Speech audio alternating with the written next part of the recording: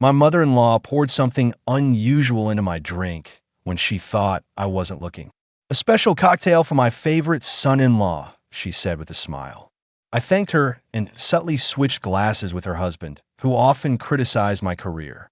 45 minutes later, "My name is Julian Mercer, 32 years old, an independent photographer based in Asheville, North Carolina. I built my business from scratch: weddings, wildlife, magazine spreads, the kind of work that keeps the bills paid if you're good at it. And I am. However, to my in-laws, especially Diane, what I did was never enough. How's the little photography hobby?" Gerald would ask at family dinners, not even trying to hide his disdain. He was an investment banker, the type of man who measured success by square footage and stock options. Every Sunday dinner at their place was the same. Diane would fuss over her daughter while Gerald interrogated me about my finances. My wife, Haley, would squeeze my hand under the table, silently apologizing for her parents. I had been shooting a wildlife assignment in Montana all week, trudging through knee-deep snow to photograph bison for National Geographic. I was exhausted, but Haley insisted we couldn't miss her mother's birthday dinner. "Just a couple of hours," she promised. I should have trusted the uneasy feeling in my stomach when Diane cornered me in the kitchen. Her eyes darted around before she handed me the drink, her fingers trembling slightly as she said, "I made it special just for you." Something wasn't right, but I couldn't have known how wrong it was about to get. Haley and I met 6 years ago at an art exhibition where my work was featured. She was finishing her master's in environmental science, and I was just starting to build a name for myself. We clicked instantly. She understood my need to capture the world through a lens, and I admired her passion for protecting it. Her parents, however, were another story. From our first meeting, Gerald made it clear he expected someone different for his daughter. Someone with a desk job, a retirement plan, a company car. Someone just like him. Diane was subtler. She'd praise my photos while asking when I was going to settle into something stable. She'd invite me to family gatherings and introduce me as the photographer instead of her son-in-law. For years, I tried to win them over. I'd bring expensive wine to dinner, show them published work, mention high-profile clients. Nothing changed. They still saw me as a temporary phase in their daughter's life. Last Christmas, I overheard Diane on the phone. Haley could have married Thomas, you know. Orthopedic surgeon, family money, but she chose the creative one. The way she said creative made it sound like a disease. Gerald was more direct. When Haley and I announced we were trying for a baby, he pulled me aside. "Children are expensive, son. Maybe think about real employment before bringing one into the world." I never told Haley any of this. She loved her parents despite their flaws, and I didn't want to force her to choose sides. So I smiled, shook Gerald's hand firmly at every visit, complimented Diane's cooking, and kept my thoughts to myself. But there were signs I should have paid more attention to. How Diane would ask Haley to help in the kitchen whenever I talked about a successful project. How she'd accidentally exclude me from family photos. The time Gerald suggested therapy for Haley's impulsive decisions while looking directly at me. I ignored it all, thinking time would eventually bring acceptance. I was wrong. The Friday of Diane's birthday dinner, I returned from Montana with windburned cheeks and a memory card full of images that would pay our mortgage for 3 months. I was exhausted, but I showered, put on a button-down shirt, and drove us to her parents' colonial-style home in the expensive part of town. Dinner began as usual. Gerald bragged about a recent deal, Diane fussed over the table settings, and Haley's brother Owen and his wife Vanessa made polite conversation. I nursed a beer, counting the minutes until we could leave. After the main course, Diane announced she'd made her famous sangria for dessert. She disappeared into the kitchen, and I offered to help carry the glasses. That's when I saw it. She had 2 glasses set aside, separate from the others. As I entered, she quickly added something from a small vial into one of them. It wasn't a garnish or flavor. It was colorless, odorless, and she tucked the vial away the moment she heard my footsteps. "Oh, Julian, I've got this," she said too brightly. "This one's for you. Special recipe for my favorite son-in-law." My throat tightened. The glass had a barely perceptible film floating on top, catching the light. "Let me help you carry these," I said, taking both glasses. In the dining room, Gerald was checking his phone, barely looking up when I approached. Sangria, sir? I placed the tampered glass in front of him instead of taking it myself. I watched him drink, making an excuse about preferring water with my dessert. 45 minutes later, Gerald was pale, sweating, and rushing to the bathroom. The violent sounds of his illness echoed through the house. Diane's face drained of color when she realized what had happened. Her eyes met mine across the table. In that moment, I knew two things with complete certainty. My mother-in-law had tried to poison me, and she realized that I knew. I didn't react or confront her. Instead, I calmly ate my chocolate cake while Haley rushed to check on her father. In the chaos that followed, Gerald insisting it must have been food poisoning, Diane mumbling about bad shellfish. I quietly pocketed the untouched glass that was meant for me. Something inside me shifted. The anger I felt wasn't hot or explosive. It was cold, deliberate. I wasn't just going to let this slide, but I wasn't going to fight their way either. I was going to make them face exactly who they were. The Monday after the dinner, I took the glass to Jason, a former client who ran a toxicology lab. Personal or professional? He asked when I explained what I needed. Family matter, I replied. 3 days later, he called. Julian, there were benzodiazepines in that drink. Nothing lethal, but enough to knock someone out for hours, maybe even cause some memory loss. Where did you get this? I thanked him and asked for a written report. I didn't answer his question. That night, I told Haley I wanted to skip Sunday dinner for a while. I said I needed to focus on an upcoming exhibition. She was disappointed, but understood. I didn't tell her about the test results. Not yet. I needed more information first. Over the next 2 weeks, I did some digging. Diane had a prescription for Xanax from 3 different doctors. She'd been doubling and tripling her doses for years. There were also rumors about her in town, strange behavior at a neighbor's party, accusations of stealing jewelry at her country club, stories her family had worked hard to bury. I compiled everything and waited for my moment. It came when Haley mentioned her mother needed photos for a social media profile. She specifically asked, "Would you take them?" Haley said, surprised by the request. I agreed. The following Saturday, I arrived at their house alone, camera bag in one hand, a sealed envelope in the other. Diane was waiting, dressed expensively, makeup perfect. Gerald was at the office. She explained. Before we began, I said quietly, "I thought you might want to see this." I handed her the envelope containing the toxicology report, along with printouts of her multiple prescriptions. Her hands trembled as she read. "This is absurd," she whispered. "I would never." "We both know what happened." I cut her off. Her face hardened. "You're not good enough for my daughter. You never will be. A man should provide security, not pictures. And drugging your daughter's husband provides security?" I kept my voice steady. "It wasn't going to hurt you." She snapped. "Just make you sick. Make you miss that ridiculous gallery opening you've been talking about for months. Show Haley that you're unreliable." I let that sink in. "Here's what happens next," I said finally. "You're going to tell Gerald what you did. Then you're both going to start treating me with respect. Not because you've suddenly changed your minds about me, but because the alternative is Haley finding out exactly who her parents are." Diane laughed, but sounded hollow. "She'll never believe you over us." I picked up my camera bag. "Maybe not, but she'll believe the lab report, the prescription records, and the neighbors you've alienated. Are you willing to bet your relationship with your daughter on that?" I left without taking a single photo. That night, Diane called Haley in tears, claiming I'd behaved inappropriately during our session. She said I'd been hostile and threatening. When Haley confronted me, I couldn't hide the truth anymore. I showed her everything. The lab report, the prescriptions, even text messages from her mother that had grown increasingly hostile over the years. "My mother wouldn't do this," she kept saying, but her voice lacked conviction. The next day, she confronted her parents. I wasn't there, but when she returned home, her eyes were red from crying. "My father says it's all a misunderstanding," she said quietly, "that they're trying to drive a wedge between us because you're insecure about your career." I just nodded. I'd expected this. "What do you think?" I asked. She didn't answer. She just crawled into bed and turned away from me. I'd pushed back, but somehow I'd fallen deeper into their trap. Now, I was the villain in their story, and they'd managed to plant doubt in the one person whose opinion mattered most to me.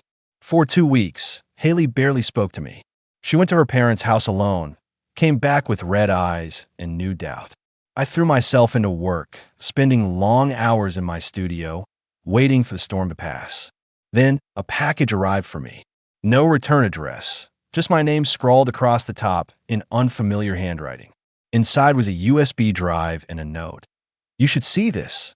V." The drive contained video files, home security footage from Gerald and Diane's house. The timestamps showed the night of the dinner.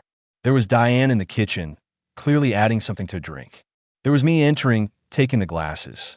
There was Gerald drinking from the tampered glass. But there was more, footage from after we'd left. Diane was screaming at Gerald, blaming him for drinking from the wrong glass. Gerald yelled back, "This isn't the first time you've done something like this." I watched the footage 3 times, trying to process what I was seeing, not just confirmation of Diane's actions, but something deeper. But evidence of a pattern, proof that Gerald knew. The next file was from 2 days after the dinner. Diane and Gerald were arguing in their living room about me. "He knows what you did," Gerald said. "So what?" Diane replied. "It's his word against mine. Haley will never choose him over family, and if she does, then she's not the daughter I raised." Diane said coldly, "Don't worry. I've already started talking to her about their marriage issues. Planting seeds. By the time I'm done, she'll be filing for divorce and thinking it was her idea."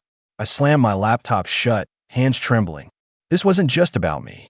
This was a calculated effort to control Haley's life, to isolate her from anyone who didn't fit their vision, and they'd been doing it for years. I called Vanessa immediately. "Why did you send this to me?"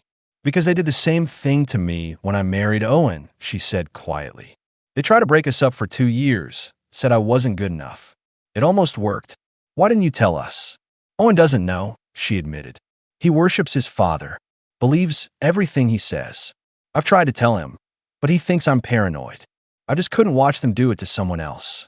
The next day, I received a text from Gerald. "We should talk man to man.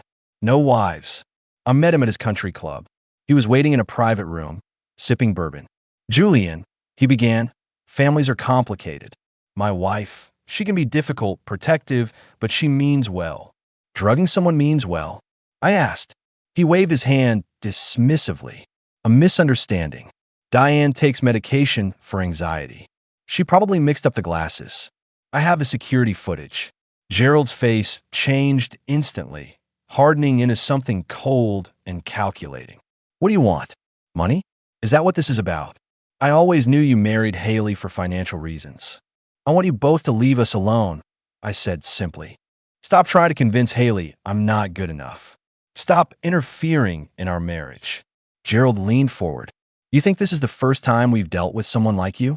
People who want to take advantage of our family." He laughed.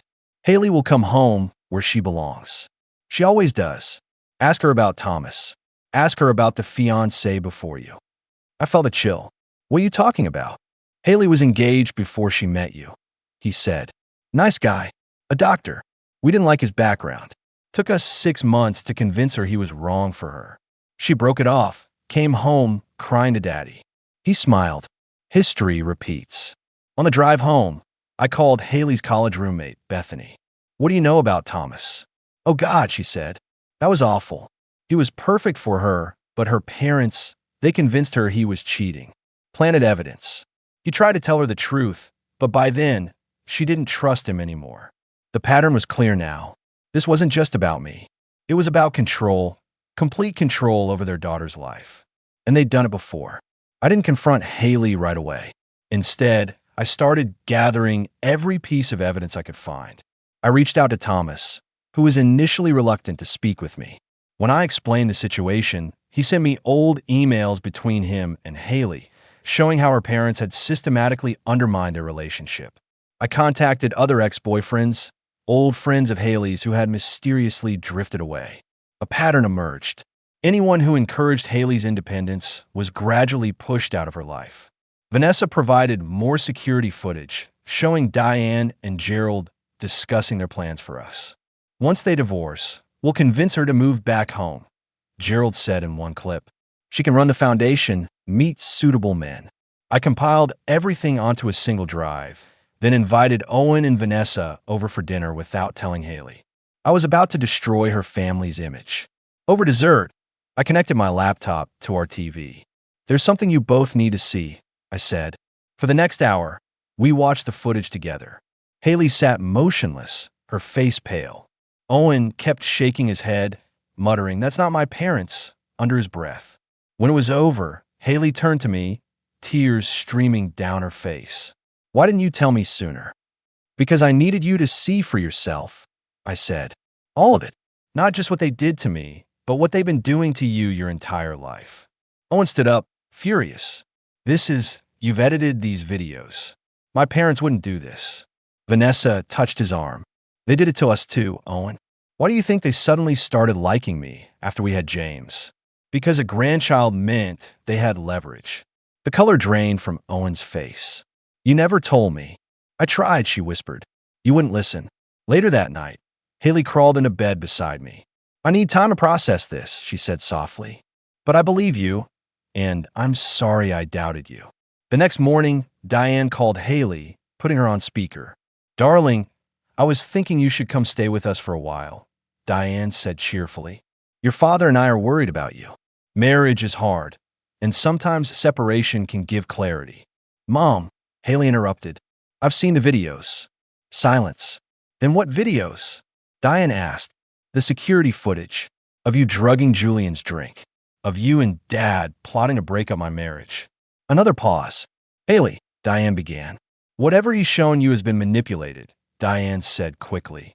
"You know, Julian has always been jealous of our family." "Stop." Haley's voice was firm. "We're coming over. Tonight, all of us, Owen, Vanessa, Julian, and me, are going to discuss this as a family. No more lies." After she hung up, Haley turned to me. "They'll deny everything. They'll try to turn this around on you." I nodded. "I know. So what's our plan?" For the first time in weeks, I smiled. "I think it's time your parents meet the real me. The one who doesn't just take photos, but knows how to tell a story." That night, we arrived at Gerald and Diane's house with my camera equipment. Owen and Vanessa were already there, sitting stiffly in the living room. Gerald seemed confident. "I understand there's been a misunderstanding," he said. "No misunderstanding," I interrupted, setting on my tripod. "I'm documenting this conversation for the family archives." Diane objected immediately. "This is private family business." "Exactly," I agreed. "Family business. And I'm family, even though you've tried very hard to change that." For the next 2 hours, we laid everything out. The drink, the manipulation, Tom, the other ex-boyfriends, the pattern that had shaped Haley and Owen's entire lives. Gerald and Diane denied everything, of course, calling me unstable and manipulative. But with each denial, I played another clip, showed another email. Their faces grew paler, their denials weaker. Finally, Haley stood up. "I love you both. You're my parents. But what you've done is unforgivable. You don't get to control my life anymore." Owen nodded. "We're adults. We choose our own partners, our own path." Diane started crying. Not from remorse, but from the realization that she was losing control. Gerald just looked stunned, as if he couldn't comprehend that his children were defying him. As we prepared to leave, I handed Gerald a USB drive. "This contains everything, the footage, the emails, the testimonies. It's yours to keep." "What's that supposed to mean?" he asked suspiciously. "It means I'm not going to ruin your reputation by sharing this with anyone else." "That would hurt Haley, and I would never do that." I paused. "But if you ever try to interfere in our marriage again, if you ever try to manipulate Haley or speak against me, copies will go to every member of your country club, your business partners, and your precious social circle." For the first time since I'd met him, Gerald looked at me with something resembling respect. "I underestimated you." "Yes," I said simply. "You did." 6 months passed. Haley and Owen began therapy to work through the damage their parents had caused. Diane and Gerald kept their distance, sending occasional texts, but respecting the boundaries we'd established. Then, over the holidays, they invited us all to dinner. A fresh start, the invitation read. Haley wanted to go. "They're still my parents," she said, "and they're trying." I agreed, but I wasn't naive enough to believe they'd changed. When we arrived, everything seemed normal. Diane had prepared feast. Gerald was charming, asking about my latest projects with what appeared to be genuine interest. After dinner, Gerald invited me into his study. "I had a proposition for you," he said, pouring me a scotch. "I've been thinking about your career. Photography is, well, it's been good to you. But have you considered diversifying? I could bring you into my firm, junior partner track. The salary would be substantial." I took the glass but didn't drink. "Why would you do that?" "Your family," he said smoothly, "and I respect how you handle the unpleasantness. You protected my daughter while standing your ground. That's what a real man does." I set the glass down, untouched. "I appreciate the offer, but no." His smile tightened. "Julian, be reasonable. This is an olive branch, a way for us to move forward." "No," I repeated. "It's another attempt at control. You can't buy me, Gerald, and you can't stand the fact that Haley loves me exactly as I am." "Don't be a fool," he hissed, dropping the facade. "Everyone has a price." I stood up. "That's where you're wrong, and that's why you'll never understand your daughter." I walked back to the dining room, where Diane was showing Haley photo albums. "Look at these," she was saying. "You were so happy when you lived at home." Haley caught my eye across the room. She could see from my expression that something had happened. I gave a slight nod, and she stood up. "Mom, Dad," she announced clearly, "I have something to tell you." Everyone turned to look at her.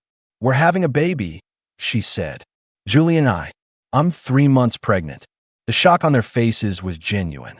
Diane recovered first, rushing to embrace her daughter with tears in her eyes. Gerald approached more slowly, glancing between Haley and me. "Congratulations," he said stiffly. "Thank you," I replied, then lowering my voice so only he could hear. "This child will never be a pawn in your games. I promise you." His expression tightened, but he gave a small nod once he grasped the message. As we headed home that night, Haley squeezed my hand. "They'll never change, will they?" she asked. "No, irreparably, but they'll have to accept that we have." 3 weeks later, a certified letter arrived from Gerald's lawyer. Inside was a deed to a house, our house, which we had been renting, and legal documents establishing a trust fund for our unborn child. There was no note, no conditions, no strings, just a transfer of assets, clean and final. It wasn't an apology. Gerald wasn't capable of that. But it was an acknowledgement, perhaps the only one he could give, that we had one. Our daughter was born in the summer. We named her Eliza after my grandmother. When Diane and Gerald visited the hospital, they brought gifts but kept a respectful distance. They cooed over the baby, took photos, and left without offering any parenting advice or financial lectures. Months passed, and our relationship with them settled into something resembling normalcy. They never apologized for what they had done, but they stopped trying to control Haley's life or undermine my career. One evening, as I was editing photos in my studio, Haley came in carrying Eliza. "My mother called," she said. "She wants us to come for Christmas." I looked up from my computer. "What do you want to do?" "I think we should go," she replied, "but with conditions. We stay at a hotel, not their house. We leave whenever we want. No uninvited time with Eliza." I nodded. "Sounds reasonable." She sat down beside me, gently bouncing the baby. "You know," she said, "I used to think success meant making my parents happy, getting their approval, meeting their expectations." She looked down at our daughter, then back at me. "Now I know it's about making choices I can be proud of, standing by the people I love." 2 weeks before Christmas, a large envelope arrived from Gerald. Inside was a glossy brochure for his company's annual report. My photographs were featured throughout: landscapes, portraits, architectural shots, the work I'd done on my own terms, without his interference. There was a brief note: "Hired the best photographer I know. Thought you'd want a copy." It wasn't forgiveness or reconciliation. It was something else, respect perhaps. An acknowledgement that I had succeeded on my own terms, not his. I didn't call to thank him. We both understood this wasn't about gratitude. It was about recognizing the new boundaries, the new reality. That spring, I opened my own gallery in downtownville. At the grand opening, Haley stood beside me, Eliza on her hip. My parents flew in from Oregon, and friends and clients filled the space, admiring the images I'd captured over the years. Gerald and Diane attended too, Toward the end of the evening, they didn't stay long. Diane held Eliza briefly, under Haley's watchful eye. Gerald shook my hand, nodded at the photographs with genuine approval, and left without offering any suggestions on how I should run my business. As we locked up that night, Haley asked, "Do you think they've changed?" I thought about the question carefully. "No," I finally said, "but they've accepted that they can't change us, and sometimes that's enough." Later, as we sat on our porch watching the stars come out over the mountains, Eliza asleep in her crib upstairs, I realized something I had never fully articulated before. I hadn't won by playing Gerald and Diane's game. I had won by refusing to play it at all. I had stood my ground, protected what mattered, and built my life according to my own definition of success. Not with schemes or manipulation, but with honesty and quiet persistence. In the end, that was the most satisfying revenge of all, living well on my own terms with the family I loved beside me.